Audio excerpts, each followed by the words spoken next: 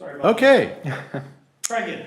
very good. Then I would like to call to order the Thursday, October 22nd, 2020 meeting of the South Washington County Telecommunications Commission. And Executive Director, can you take a roll call, please? Sure, Chair Thiede. Here.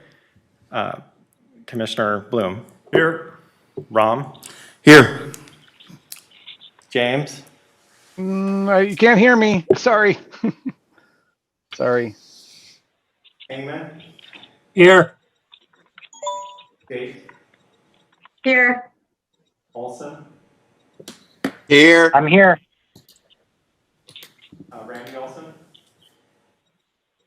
I'm here. Randy Olson. And Commissioner Downs. Here. Did I miss anyone? Diefenbach.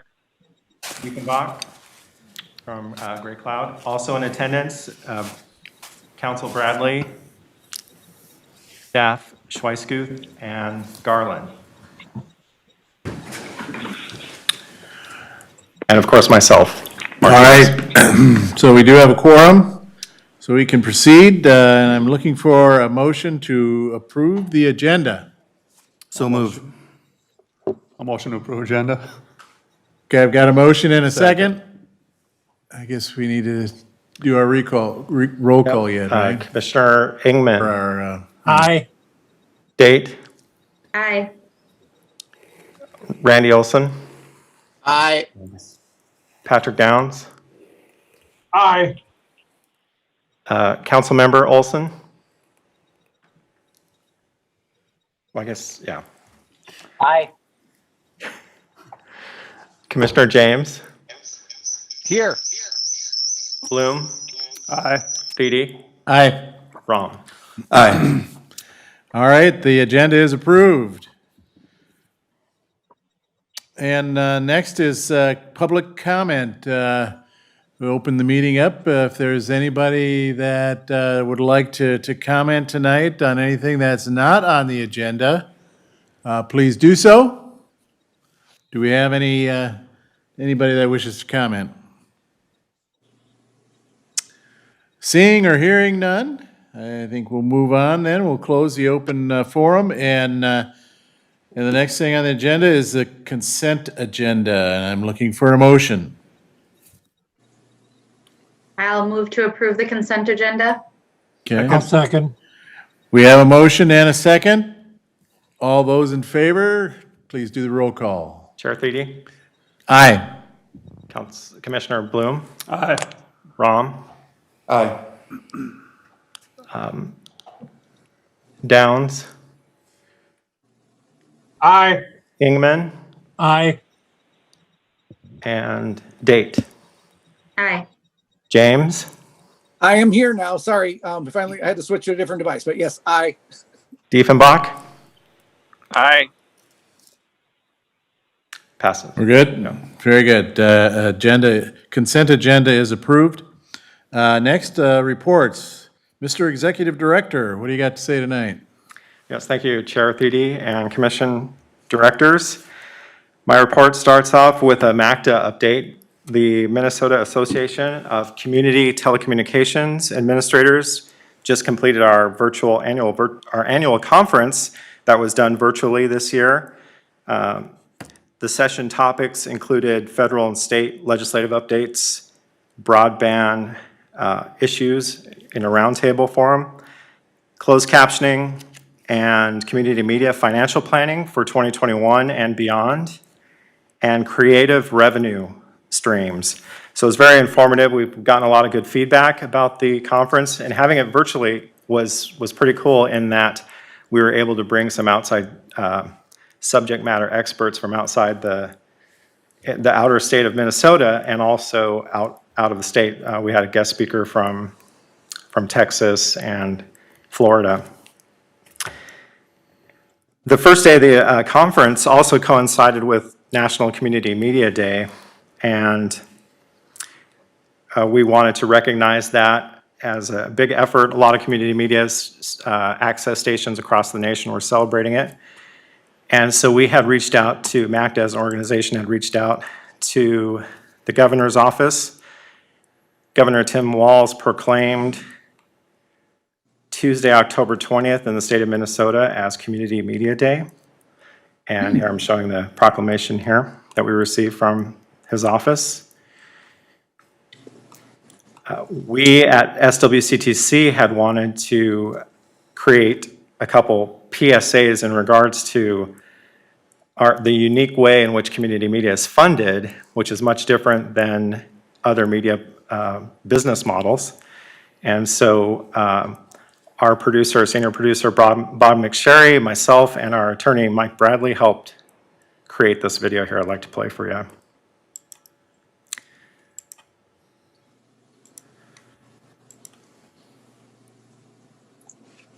Oh, I recognize him. Hi, I'm the cable company.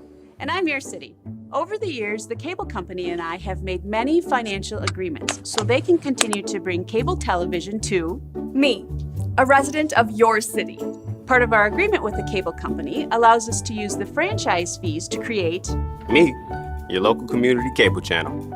We provide direct communication from your city to you, the resident, in the form of city meetings, special programming, and local information you can't find anywhere else. And thanks to you, local channel, I am able to stay informed in what's happening in my city. And together with our cable company partner, we're able to provide a state-of-the-art cable system to your home. And our partnership keeps our residents engaged in their community.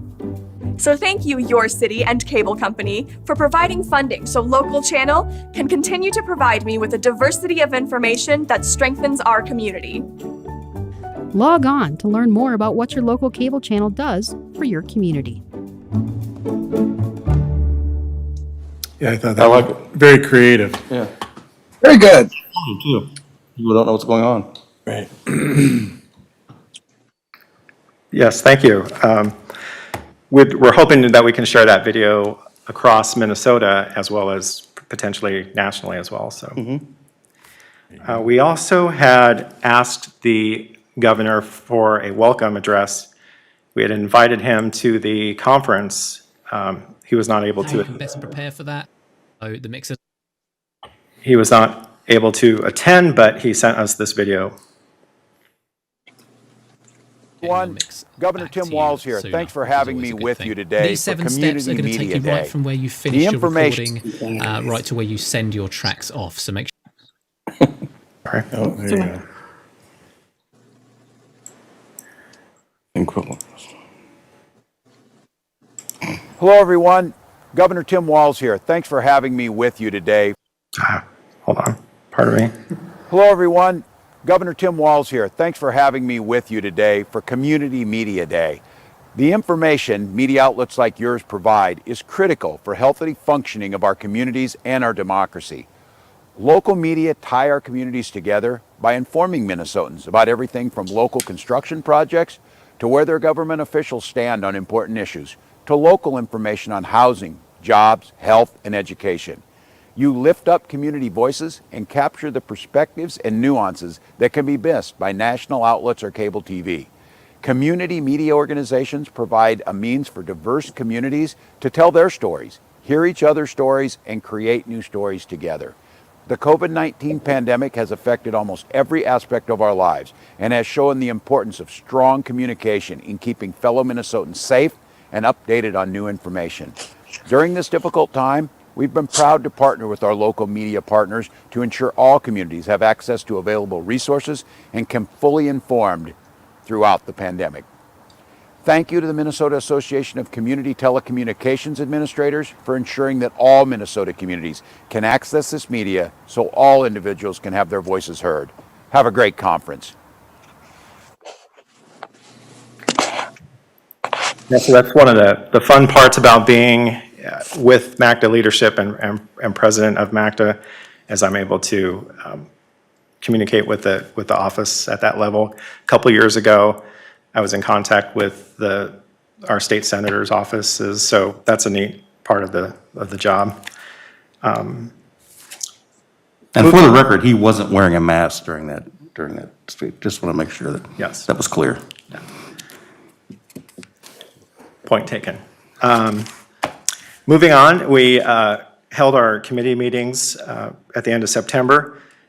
The Strategic Planning Committee and HR Committee got together to discuss a few topics.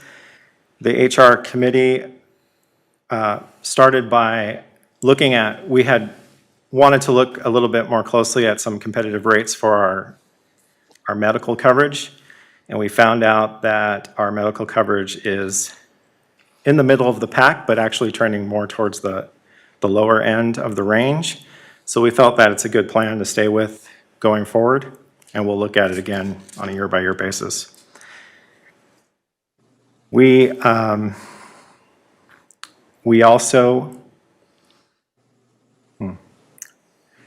also started looking at our organizational structure. I had, many of you have probably already seen these structures, these organizational charts. This first one represents a chart that represents what the structure was like when I first was hired on as executive director in 2017. And then in 2018, we updated it, not officially, it was a working project that showed some changes and actually some emphasis towards content and technology at that time. We didn't implement this, and so it just kind of was put on the shelf for the last couple of years as we worked towards other things. And it had, now that we have the committee spun up, that we were able to look at this more in depth, and that was the goal all along, was to get into more detail about the structure and compensation. One of the conversations that came out of that was that the ongoing investment that we've made in capital across since the last 4 years I've been here into the member cities and the technology demands that we've been able to invest in throughout the cities. Many upgrades in many of the member cities, also the Hero Center. And so we started talking about filling out the technology support a little bit more, and I'll get into that a little bit in more detail as we get into the budget. But it was proposed at the time that maybe we should look at adding another full-time technology person. And so I'll have more detail around the numbers that would go into that and the impact on the budget as we get into the budget conversation or agenda item. Strategic planning. Again, this is a draft of sort of what we want to make public in the next few months, somewhere around early spring. I want to be able to make a public announcement to all our member cities, showing clearly what our strategic plan is for the next 3 to 5 years. This is an adaptation that we took from our gaps analysis that we made earlier this year and started creating a graphic representation.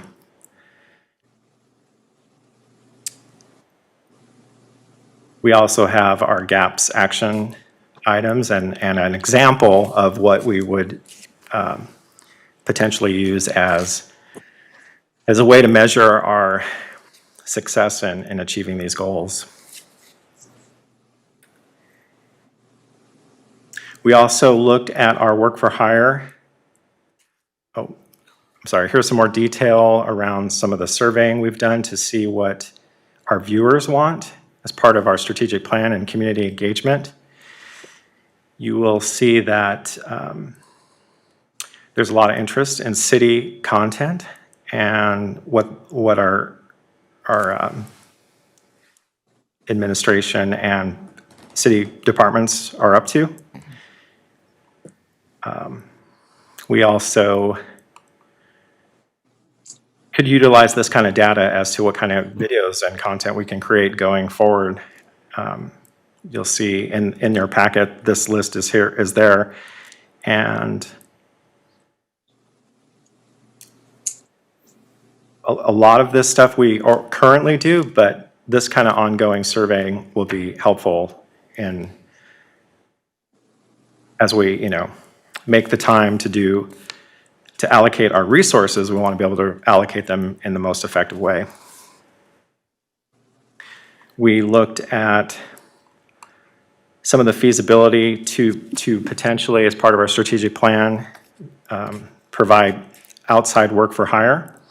And so I asked our attorney, Mike Bradley, to draft a brief on the legality and whether we're able to do this type of service. And we would not be setting the precedent. The precedent has been set and with other commissions in the metro over the years. And so the Strategic Planning Committee was able to review this, and our attorney's recommendation is that we can pursue legally work for hire for profit, and it's really up to the determination of our commission whether we want to do that or not.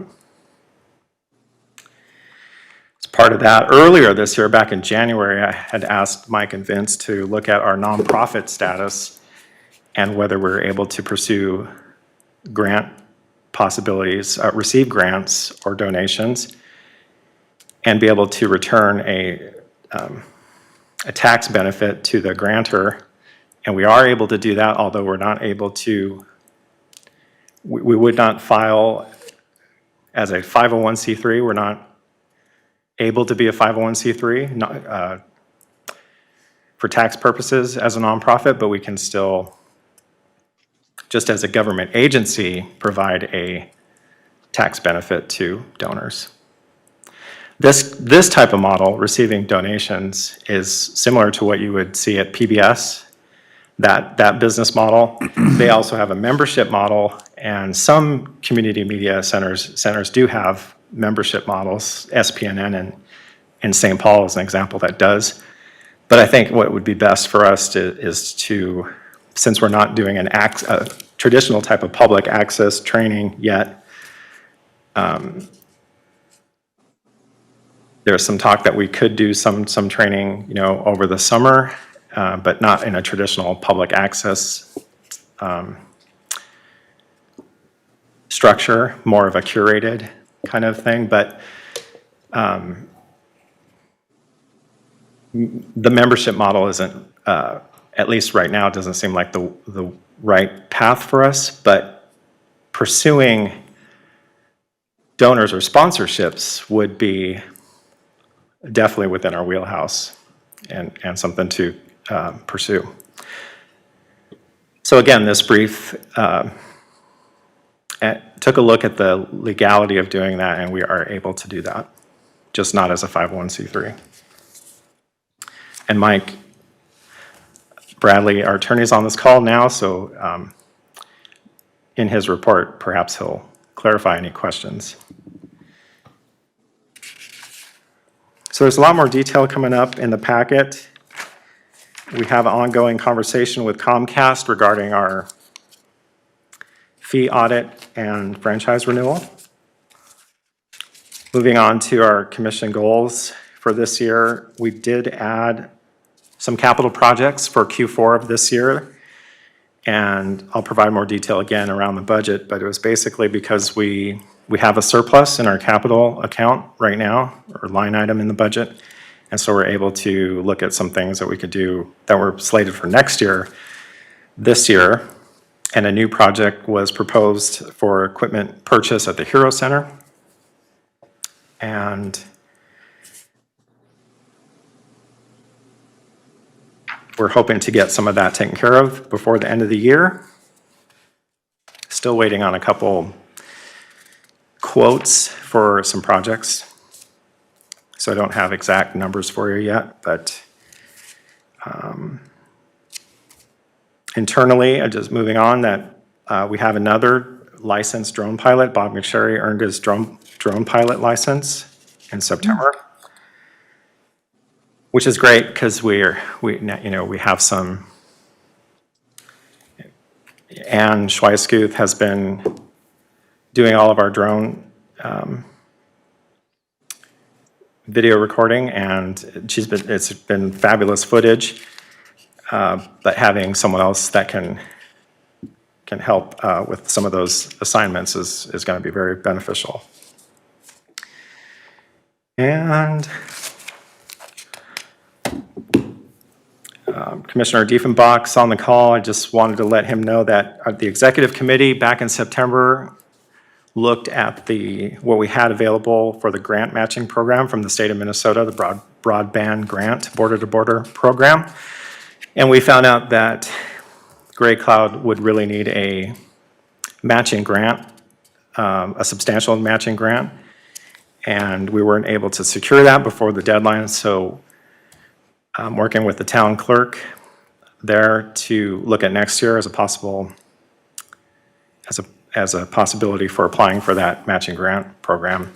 I did find out at our MACTA conference, circling back to the MACTA conference, that because of the state's deficit, what had been planned for the grant program over the next 2 years may get cut because of the deficit. So it hasn't been decided yet, but that is looming out there because of the deficit. So if those funds are available, we'll see if we can pursue those.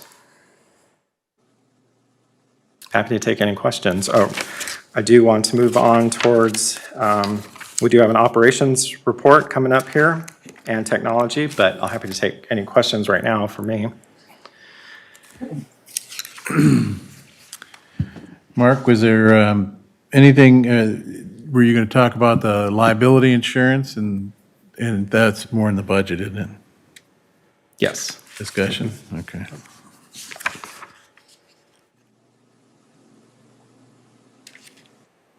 The executive committee in September had some questions about the budget, and as we get to that agenda item, we'll talk about those. Okay. Questions? Okay. Hearing none, I guess then the next thing is Mr. Bradley. Do you have any? Chair Thede, Oh. can I hand the floor over to Operations Manager? Oh, Ann I'm Schweitzer? sorry. Yep, operations and content report. Sorry. Thank you. Mark, I'm really glad you showed that local media promo. Bradley was asking about that before the meeting. And so that's great that everybody got to see that. And you also showed me that the video actually plays really nicely from the chambers. So that's exciting. Let me share my screen here with you.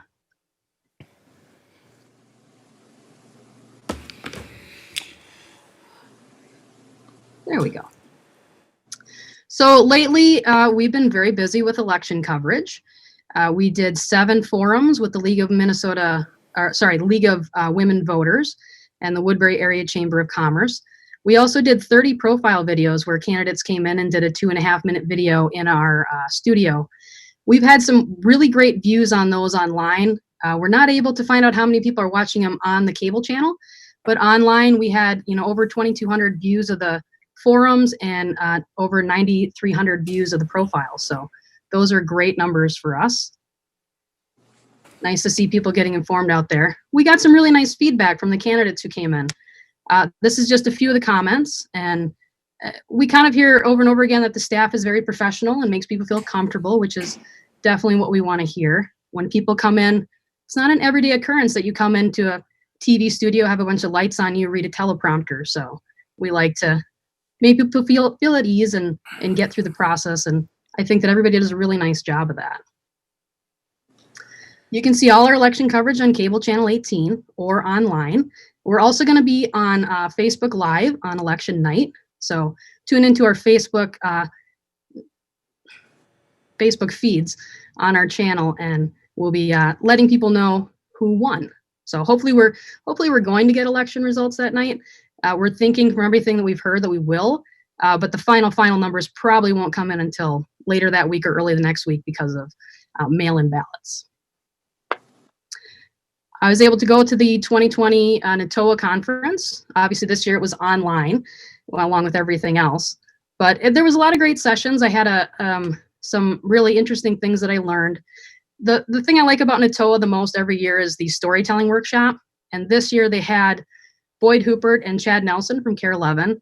I've heard Boyd speak several times. This is the first time I heard from Chad, and I thought he did a really great job, and he had a lot of interesting stories and tidbits that kind of will help me in my daily job. I wanted to bring you one tidbit. So they showed this picture, and the story is that a photographer was given the job of going to get a picture of Yogi Berra, and it was his first year as the manager of the Yankees. When he got there, Yogi wasn't having a good day, and he didn't want his picture taken. So every picture the guy got was just like this. So at the end of the day, he thought he was a complete failure. He failed the assignment. It was no good. They went back, kind of thought about it, and they added 2 words: Yogi's back. And they put it on the cover of Sports Illustrated. So he said, it's a fine line between failure and success, which I think is a good lesson for us as we do production, because sometimes you just have to look at it in a different way. And what you think is a failure could definitely be very successful. So the whole seminar was great. Finally, we are nominated for 2 Midwest Emmy Awards. We're very excited about that. Bob McSherry's piece about the man behind the name, Dan Drebnick, is nominated in the Outstanding Military Single Story or Series category. And the piece I worked on with June Fremont, who is a 99 now, World War II Marine, is nominated in the Outstanding Historic Cultural Nostalgia category.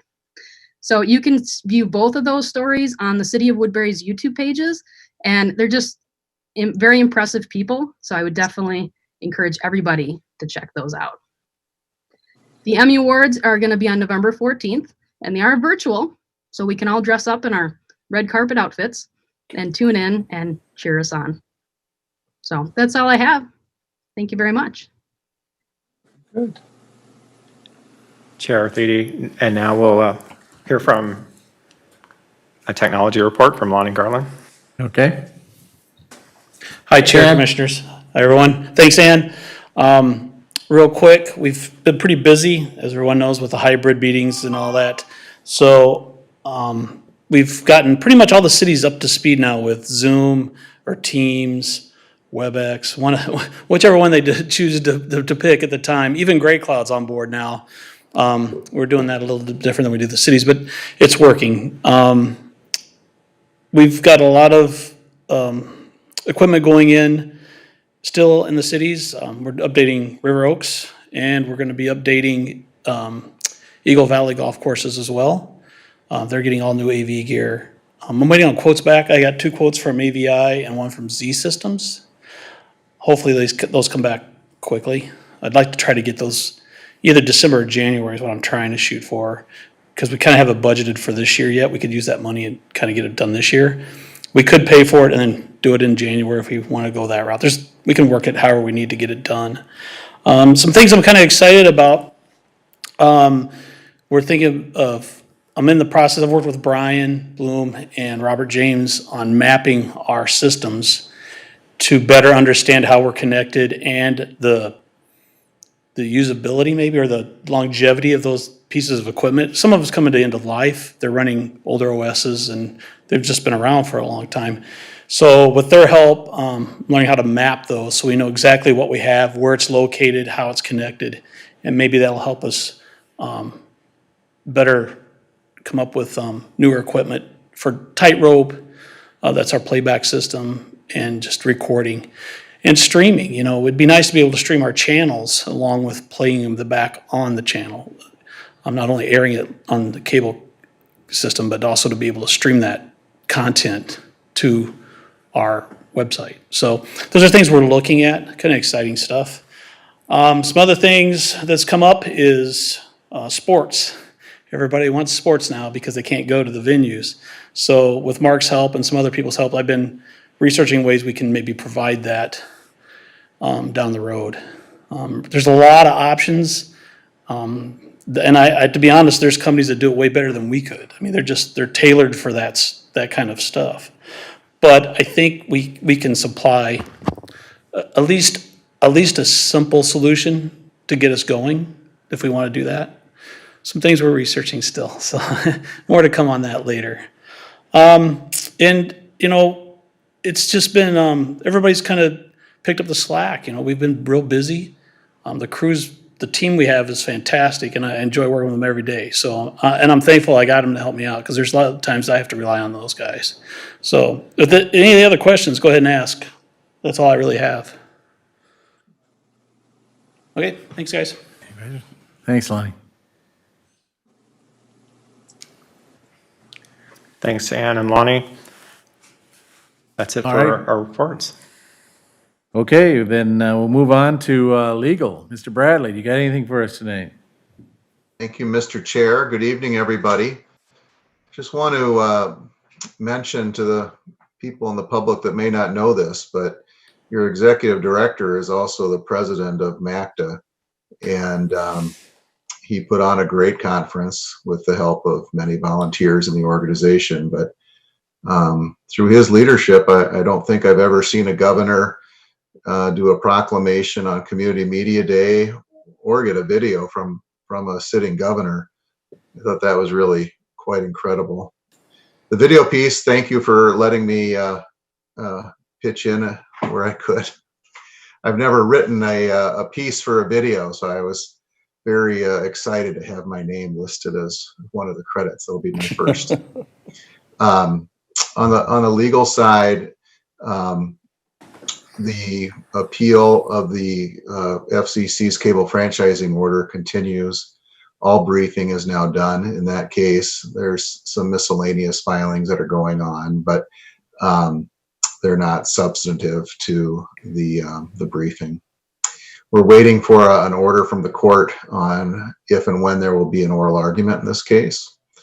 And we suspect that it will be very late 2021 or sometime very late 2020 or first quarter 2021, which would mean a decision would likely be coming out sometime around the second quarter or so of 2021.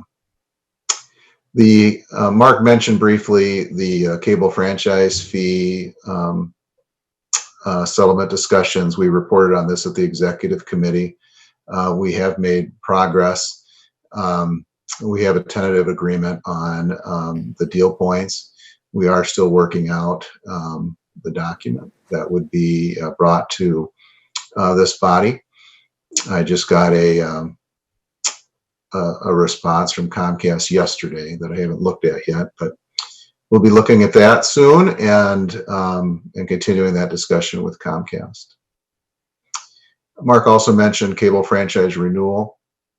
We did submit since your last meeting, we did submit a cable franchise draft, a new cable franchise draft to Comcast. We also met with Comcast, and Comcast had indicated they'd like to provide some edits to the document that we sent over. And they're a little bit behind on when their expectation was for getting it back to us, but cable franchise renewal discussions continue. I think with that, that's the extent of my report. I did, just so you all know, I did present at both NATOA and MACTA. I'm sure they were probably some of the best presentations in both conferences. I have no doubts. Sure.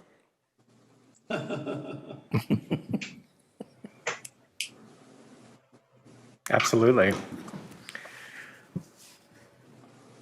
Happy to answer any questions if you have any. Anybody have any questions? Hearing none. Very good. Thank you, Mr. Bradley. Thanks. All right, next is item 7 is unfinished business. And it looks like we're going to talk about the 2021 final budget. Mr. Executive Director. Yes, thank you, Chair Thede and Commission Directors. Here I have on the screen here the memo, which details some of the specifics of the budget areas. This has gone through a few revisions now, starting out back in August, and revenue projection really hasn't changed much. We did make one 5% cut from the original estimate in anticipation of the in-kind FCC 621 order going into effect next year. We had cut 10% off the top this year for 2020. However, it's not been implemented yet, and we're not quite sure exactly when, but we do want to take some precautions, so we're cutting it by 5.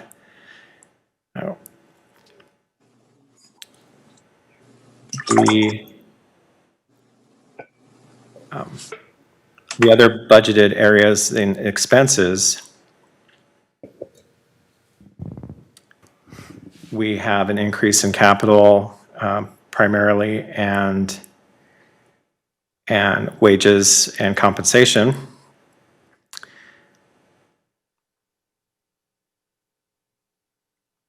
One of the things we had projected for capital, I'll just start there. We have not received any specific estimates on any of the proposed capital projects for next year. So we're just looking at ballpark estimates for the budget. And we had projected that we would need to allocate at the most around $780,000 for next year. What we decided over the last month or two was that certainly at executive committee, I was able to show in our P&L for this year that we're about $200,000 below where we thought we would be this year in capital for this year. So we looked at ways we could implement that $200,000 towards next year. And so Lonnie had mentioned the 2 projects in Woodbury and Cottage Grove at the golf courses that we're trying to spin those up before the end of the year. And then we also had a new equipment purchase at the Hero Center that we felt was a good use of the funds too for this year, and that was at $50,000. And so taking the 50 off the 200 that we have available, we were able to drop the 780 down $150,000 to an estimate of $630,000 for next year's capital expenditure. I hope you can stay with me. There's a lot of detail here, but so I have the budget here in front of me. We have the revenue income that is the 5% cut in revenue projection, not quite 1.6 million for next year. And in expenses, I did make some cuts in a number of areas, as you'll see in the percentages on the right-hand column. Things like, I'm anticipating, for example, travel to conferences continuing to be limited for next year, so I cut some in that area, for example. Our production quality and capabilities have grown, and coupled with what were some of the COVID protocols, we have asked the executive committee and now the commission to add a production van into service. And so that's here in a line item. It's a new $20,000 budgeted area. That does not include the purchase price. It is insurance, gas, operational stuff, equipment and repair. We have our 1 year, let's see, rent, our 3% rent increase. It's a little on the high side. I think it's actually going to be somewhere around 2% of an increase, but it's budgeted at 3%. Again, we're at 630 for capital. I'll get into more specifics about that in a moment. And then wages. I had originally had a COLA adjustment for 2021 at 3.62%, I think it was originally. And after meeting with the city of Cottage Grove, I was asked to take a look at that a little bit more closely, and I did cut that down to 1.77, which is more in line with the city of Cottage Grove. And the reason why it's at 3.86 now is this conversation we're having about adding the new full-time employee. So the 3.86 at wages is the 1.77 COLA and the new FTE. But overall, the payroll is expected to be at just under 3% increase, which would leave expenses around 1.7 million and an estimated $152,000 loss, or which would come out of our reserves, which I've included a balance sheet in your packet so you could look at our reserves. We're running still pretty high in the reserves, so we have that flexibility. Here it is right here. 1.5 in our savings.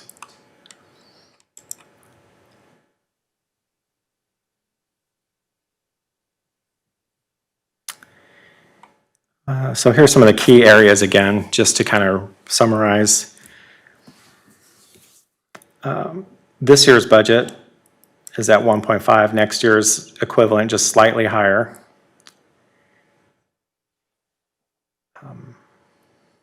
We had started at 1.6, as I mentioned before, so we cut about 83,000 out of the revenue side. 2021 expenses, most of the expenses are status quo, although there have been some reductions in areas, as I mentioned. The key areas, production vehicles and new expenditure. Insurance, we had noted that, the executive committee had noted that our liability insurance had increased by 30%, and so I was directed to look into that a little further. So I did reach out to our insurance broker, and he provides some information that I have relayed on to our member cities. Some of that response, part of that response was that the way they calculate our assets now is the way they've set it up is different.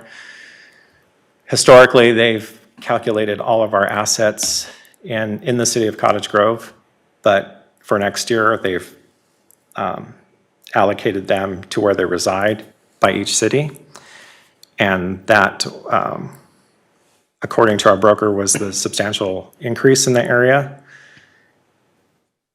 I'm not really sure why they changed, but it is true that our assets, reside in different cities.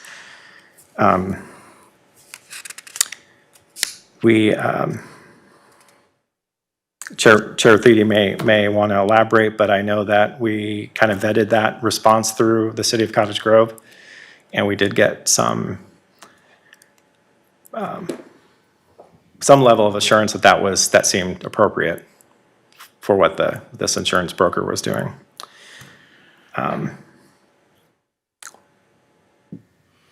Moving on to wages again, the original COLA forecast was at 3.62, is adjusted down to 1.77. And with the addition of the FTE, we'll bring it back up to 3.86 in wages. However, again, overall payroll just slightly under 3%. So we had looked at the scenarios which capital is really affecting the different expenses on the high end and low end, and we're kind of in the middle now because we are looking to allocate that $200,000 from 2020 and offset some of that 2021 projection.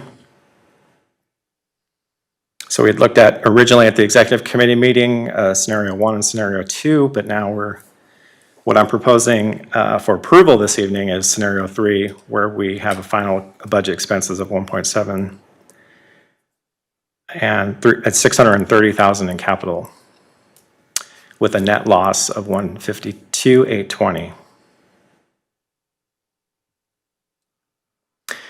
Also in your packet here is a list of the proposed capital projects for approval. The commission office is looking at channel servers, as Lonnie had mentioned, and archiving and cloud-based editing systems, as well as closed captioning. However, closed captioning is a rapidly changing technology, and so we're trying to wait to see where the dust kind of settles in that, with that over the next couple of years. But we have to be careful because it is required by the ADA.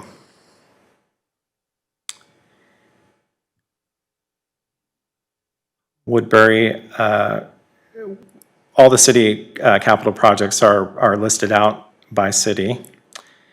Again, we're going to try to get some of that done in Eagle Valley and River Oaks this year. Certainly things change throughout the year, so as things come up, like the Hero Center project we're going to be talking about here momentarily, we'll have to bring those to the full commission, executive committee, and then commission. Newport is looking at the City Hall new construction there and their control systems, AV systems for meetings. Lonnie is doing a really great job looking at what we can do differently there because things have changed with COVID-19. And historically, we would have tried to replicate in the City Hall what we've done in the other cities so far in the last 4 years. And we may end up getting close to that, but there's a lot of new technology out there, so we might have some cost savings there. We're still looking at that.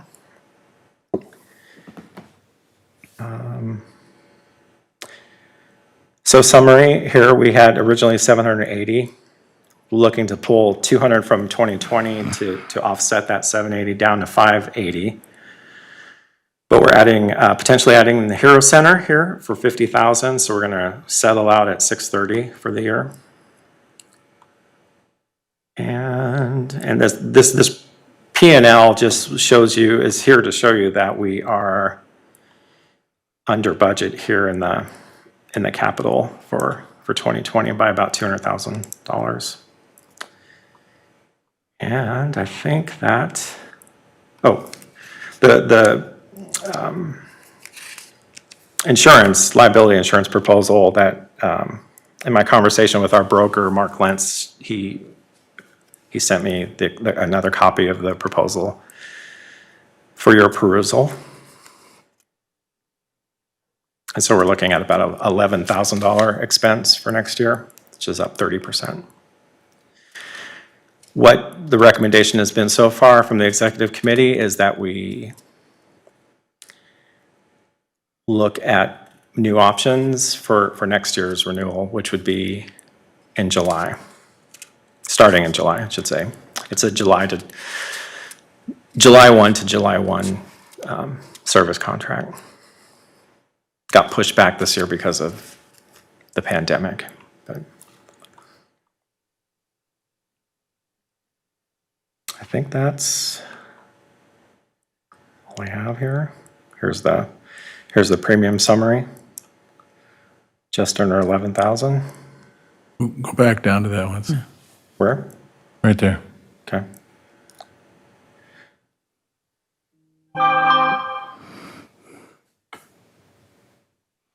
Okay. I guess overall that expense, even though it's up 30%, is not necessarily super significant. But I guess I was going to say if we do explore some things, I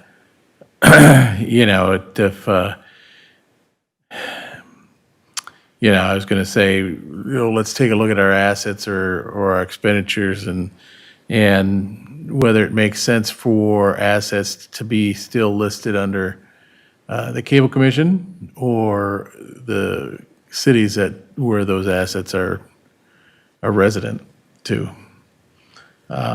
Seeing that they get used there, and I don't know that we move them around that much, right? So most are permanently installed. I'm not sure if it would have that much of a difference or not, but that's something we could maybe check on, I guess. But Okay.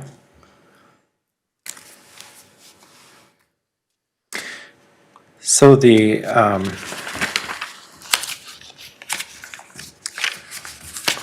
an action requested this evening for the approval of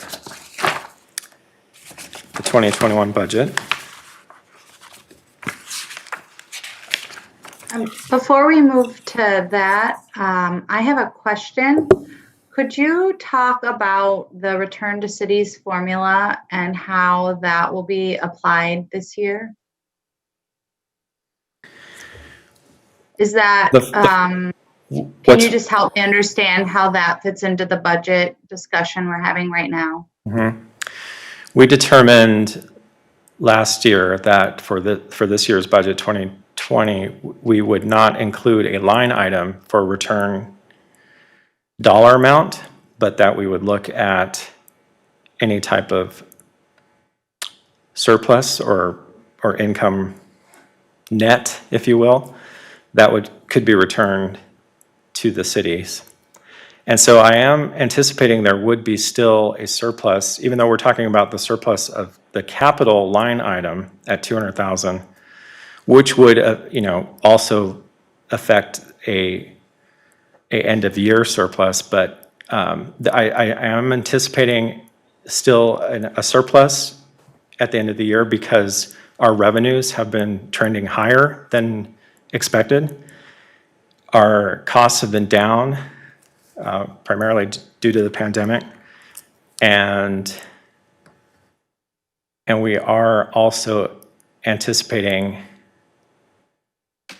had been anticipating a settlement fee from Comcast.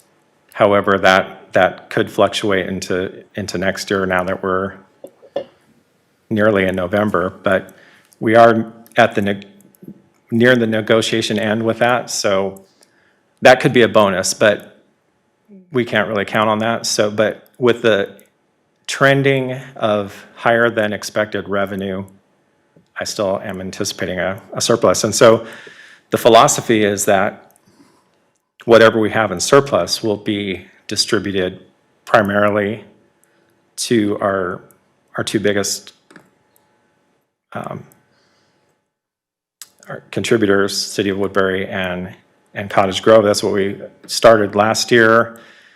It's essentially a 2/3 to 1/3 split, but that would have to be approved by the commission and executive committee. Okay, thank you. And is that something that will be on our December agenda, or when would we expect that discussion and item for approval? Once the budget is determined. I defer that to our treasurer, Treasurer Bloom. Yeah, that's typically determined in the past anyways, after the first of the year. So once we have our final yearly end numbers, quarter four revenues and everything adjusted for, then that's when we would come in front of the commission with it. Okay, thank you.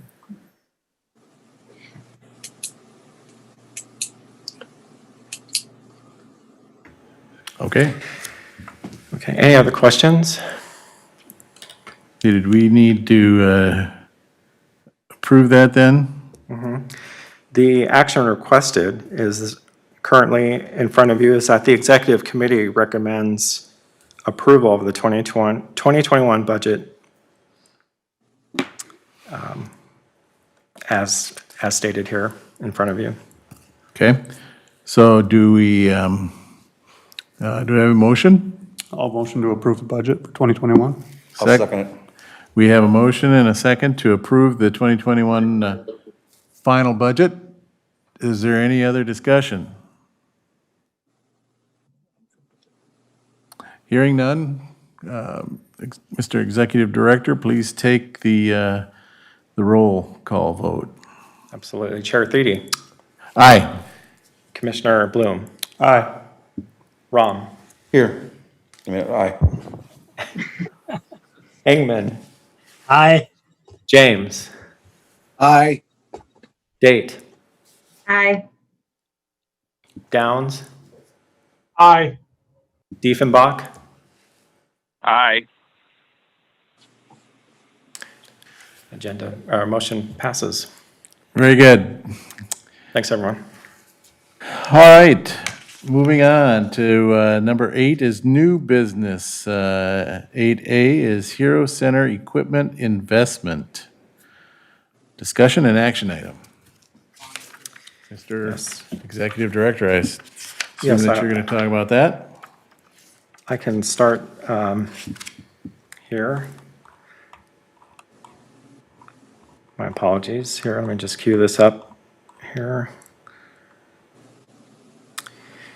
Yes, the commission received a request from the city of Cottage Grove and Woodbury to allocate $50,000 from our estimated $200,000 of unused capital in this year's budget, 2020, towards virtual meeting equipment at the Hero Center.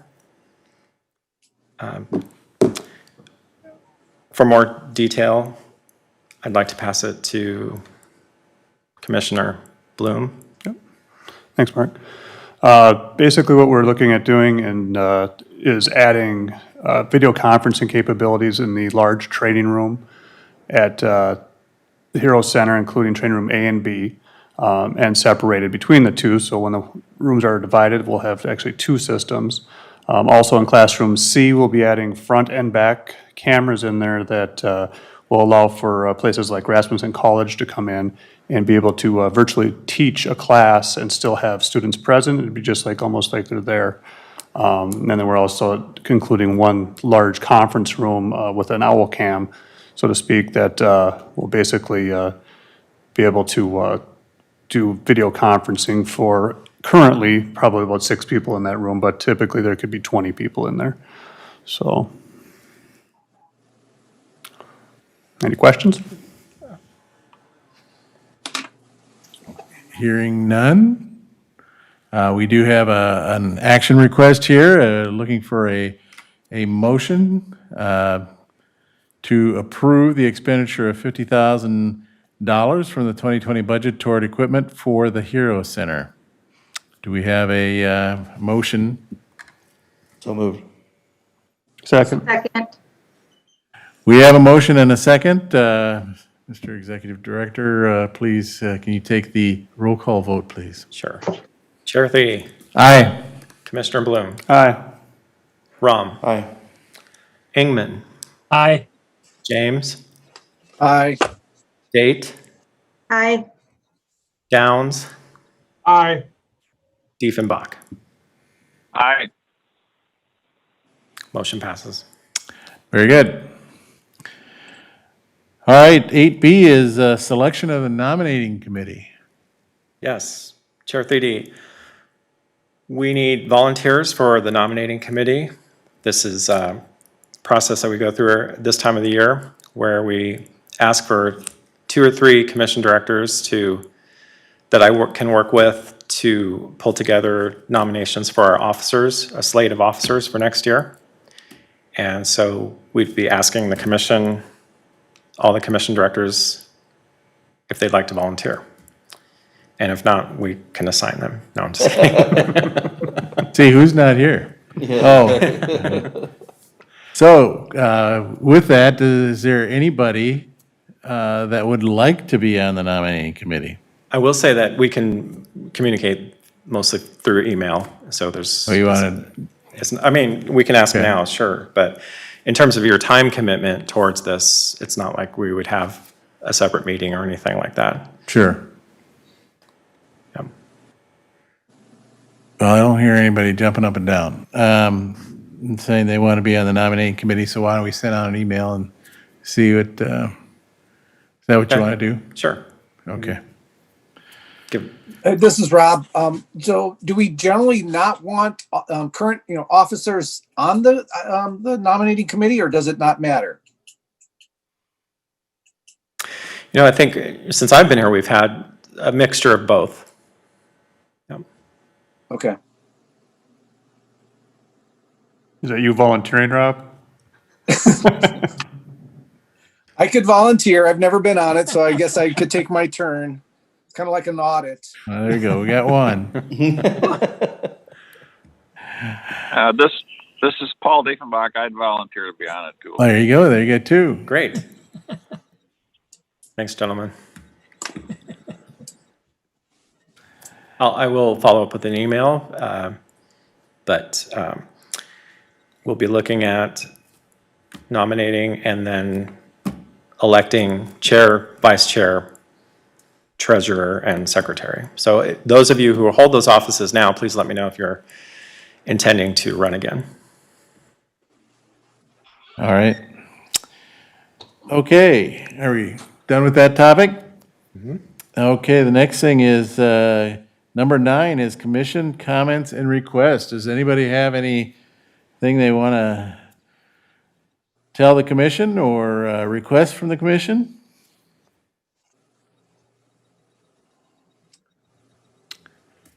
Hearing none? Oh, I have one thing. Mr. Executive Director. Historically, we've had our November, December meeting combined into one meeting, and it's usually been the full commission meeting. However, this year we flip-flopped the rotation because of our strategic planning sessions early on in the year. I guess what I'm asking is that, do we still want to consider consolidating that meeting into one as a full commission, or still have a November and December meeting? See, do we have anything else that should be formally approved or discussed for this year? For the end of the year. What was that? No. I think we got, the budget was the big Right? Yeah. action item for the remainder of the year. We will have some updates, certainly we're monitoring what's going on with Comcast. Right. So maybe we need a, one more executive committee meeting. Okay. And, go ahead. Excuse me, what about the formal officer, appointment, I guess, for 2021? Does that have to be done with the full commission? Yes. it Which does. could be done in January? Yeah.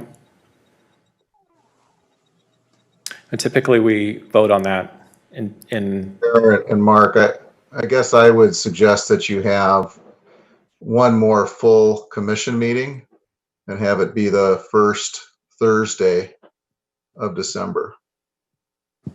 Yes, yeah, and we would vote on the slate of officers at that meeting. At that time? Okay. Yep. I like that idea too.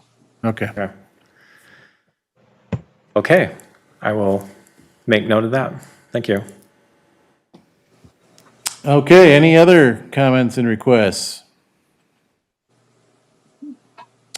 Hearing none, I guess item 10 is adjournment. If there's anybody that would like to make a motion. I'll make a motion. I have a motion and a second for adjournment. Chair. Let's just do it. All those in favor? Say- Aye. Is there anybody that opposes? Hearing all positive votes, I would say that the meeting is over for tonight. Everybody have a good evening. Thanks, everyone. I really appreciate it. Thanks. Good night, everyone. Stay well.